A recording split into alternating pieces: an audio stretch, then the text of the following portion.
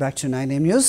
అనంతపురంలో కలకలం రేగింది. జాతీయ రహదారిపై నడుస్తున్న లారీ మీద ఓ వ్యక్తి కాల్పులు జరిపాడు. దీంతో తీవ్ర గాయాలైన లారీ డ్రైవర్ను ఆసుపత్రికి తరలించి చికిత్స చేస్తున్నారు. దీనికి సంబంధించి పూర్తి వివరాలు మా కరెస్పాండెంట్ శివారెడ్డిని అడిగి తెలుసుకుందాం. శివారెడ్డి, చెప్పండి, లారీ డ్రైవర్పై కాల్పులు చేయాల్సిన అవసరం ఎవరికి ఉంటుంది?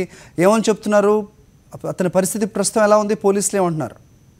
హరి, అనంతపురం మీదుగా వెళ్లే జాతీయ రహదారి 44 కాల్పుల మోతతో దద్దరిల్లింది. ఎందుకంటే KA 14A 6306 కారులో వచ్చిన ముగ్గురు దుండగులు బెంగళూరు నుంచి తాడిపత్రికి వెళ్తున్న KA 22C3057 ఈ నెంబరు కలిగిన లారీపై ఒకసారిగా కాల్పులతో విరుచుకుపడ్డారు.